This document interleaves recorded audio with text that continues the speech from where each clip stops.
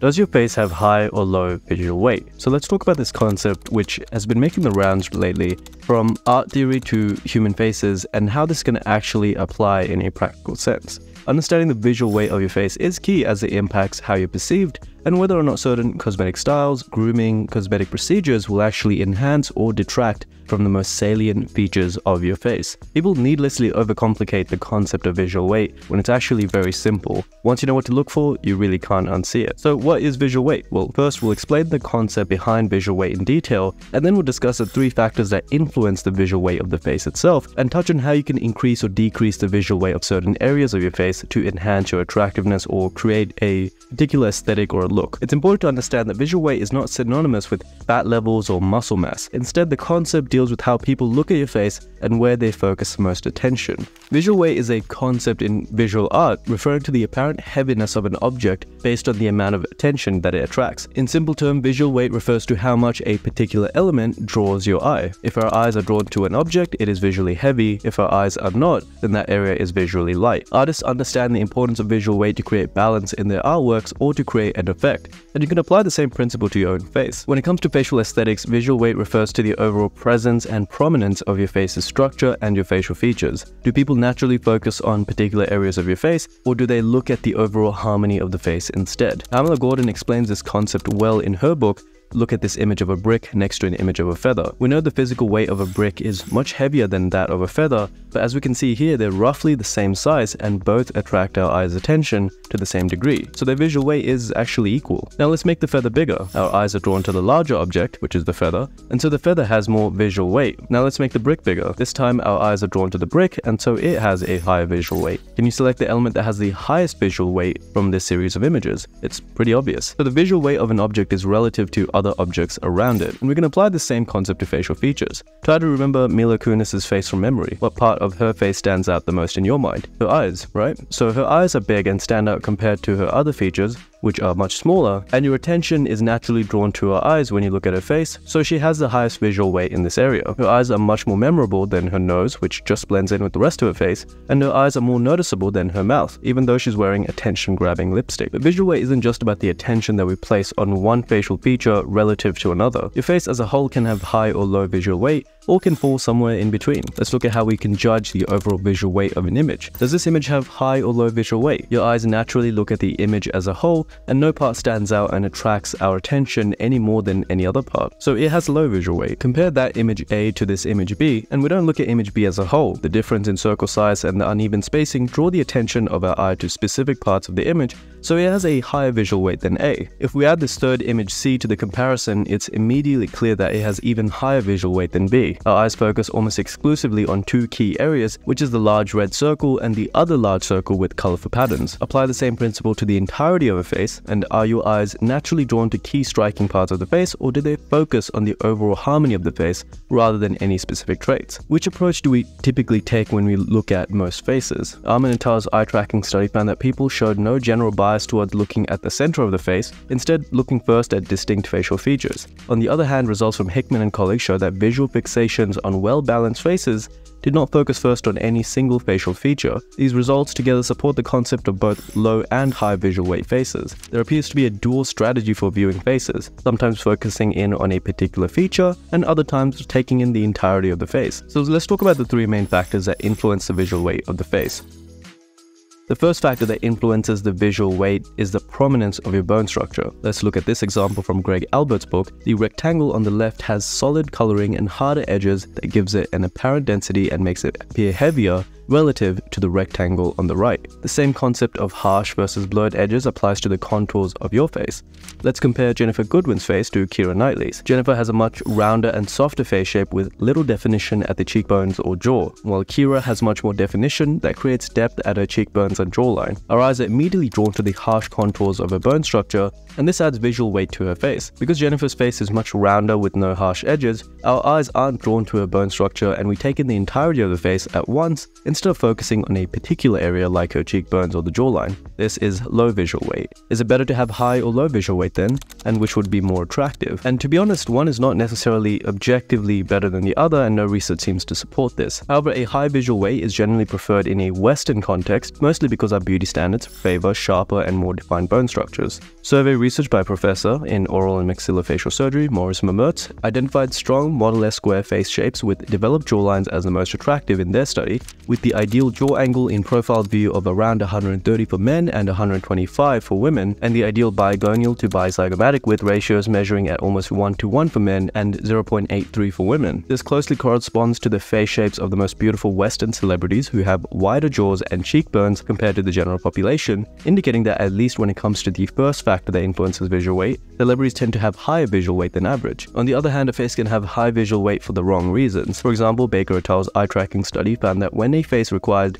dental aesthetic treatment, the mouth region surpassed the eyes in terms of visual attention. Compare our Western preferences to East Asian beauty standards, where the ideal jaw angle for women is much smaller at 124 degrees for Chinese women, according to Mao et al.'s research. A Chinese survey also found 82% of participants prefer obtuse jaw angles on women, with a 50-50 preference between angular or obtuse jaw angles for men. This indicates a preference for a lower visual weight, especially for women's faces, and so it's not a coincidence that many East Asian celebrities also have lower visual weight, having generally harmonious features with no particular feature that distinctly stands out. While we're on the topic of bone structure, it's also important to understand how treatments like fillers or surgery can alter visual weight. Let's look at Lea Michele's transformation as an example, and what do you notice about her face before? She already had strong, prominent facial features, so she had a high visual weight naturally. If we look at her after pictures, it's highly likely that she had buccal fat removal, and this enhanced her visual weight even further to a point where there are too many parts of her face competing for your eye's attention. Bella Hadid had less visual weight than Lea to begin with, so similar changes to her bone structure did not have the same overwhelming impact on her look. In addition to fillers or surgery, makeup technique can emphasize or de-emphasize your visual weight, where dark contour powder makes Jennifer's cheekbones appear more prominent, and this adds visual weight to the face. Keira Knightley's makeup artist for Pride and Prejudice rounded her cheeks to reflect the beauty standards of the time, and this reduced the visual weight of her face to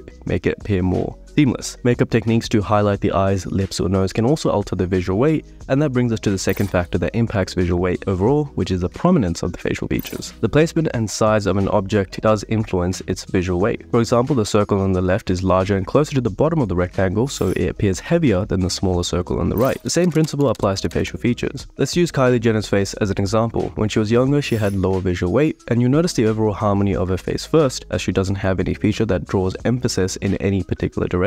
After cosmetic enhancement like lip fillers and cheek fillers, which did increase the size of her lips and cheeks, her visual weight became much higher. Her eyes are drawn to her more prominent individual features rather than the overall harmony of her face. Striking features draw attention to the eye, and this enhances visual weight. Like bone structure prominence, Western beauty standards favor striking facial features that draw our attention, especially striking eyes, thick eyebrows, and large lips. If Lily Collin had thinner and less prominent eyebrows, how would that impact her visual weight? Suddenly we can see both her eye region and her face in general have lower weight. Although the mouth and jawline and chin can carry higher visual weight on some faces, visually an object of a certain size, shape, or color will carry more weight when placed higher up. This is a well-observed phenomenon in the visual art literature, with Rudolph noting that if an artist wants two halves of an artwork to look alike, he or she must make the upper half shorter for balance. The application of this principle is all around us. Like you look at the number 3 on your keyboard and you notice that the upper part is actually smaller than the bottom, but it doesn't appear so at first glance. This upper bias theory has been backed up by evidence, where eye tracking studies by assistant professor Walter Nienkamp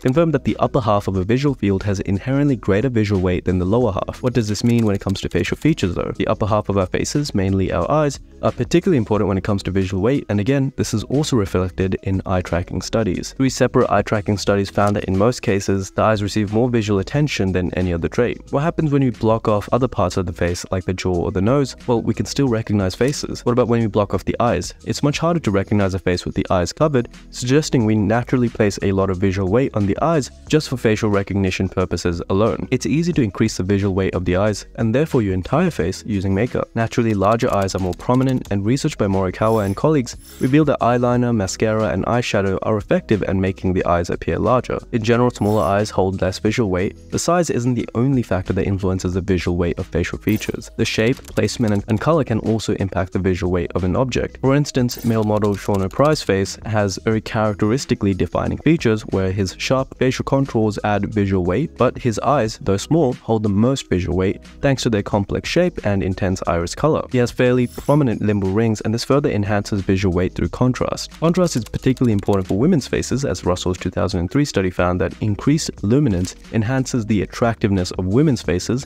while the opposite is the case for men. A follow-up study from 2018 expanded on that research and found that the benefits of increased contrast for women are driven by the upper eye region. A wider sclera creates a natural contrast effect against the skin, and Peshek and colleagues suggest that dark limbal rings are attractive because they further enhance visual contrast in the eye area. In addition to making the eyes look bigger, Jones et al.'s research showed that mascara, eyeliner, and eyeshadow enhance the contrast of the eyes against the skin, and this also increases visual weight. Limbal rings are genetic and they fade with age, but certain styles of colored contacts can actually fake the appearance of a more prominent limbal ring, increasing contrast and thus increasing visual weight. Let's talk about the spacing of your facial features next. Compactness, or the degree to which mass is concentrated around its center, produces visual weight. Objects closer to the center appear visually heavier than objects at the periphery, and as such, the placement of features also influences perceived visual weight. This is why in general, smaller faces with bigger features have high visual weight, while bigger faces with smaller features have lower visual weight. Even though Halle Berry's face is small with medium-sized features, her wide-spaced eyes decrease the overall visual weight of her face, while Miley Cyrus's close-set eyes have the opposite effect. The third and final major factor that influences the visual weight of the face is the volume of the features. As 3D objects, our face naturally have volume, and the volume of each feature will actually impact the overall visual weight. What do you notice about the visual weight in Henri Matisse's painting Goods? Art theorist Rudolf Arnheim notes that the volume of the picture and the plate makes them appear heavier than the surrounding flatter objects. Let's apply the same concept to faces, and by looking at the volume of the features from the side profile, we also see the same. First, note that poor facial harmony from the side view can draw our eye to the out of proportion feature and thus enhance visual weight, but for the wrong reasons. In this case, profile balancing fillers in the chin will restore harmony and as a result reduce visual weight. This doesn't mean that lower visual weight side profiles are necessarily better though, where objectively attractive side profiles, that is those that are dentofacially or orthodontically correct, can have higher visual weight. The nose is the obvious example of this, where less flat, taller noses can complement other features while still standing out and adding to the visual weight of the face. The volume of other facial features also matters. Look at this model's side profile, where she clearly has low visual weight, and we take in all of her features all at once. But if we zoom out and include her chin,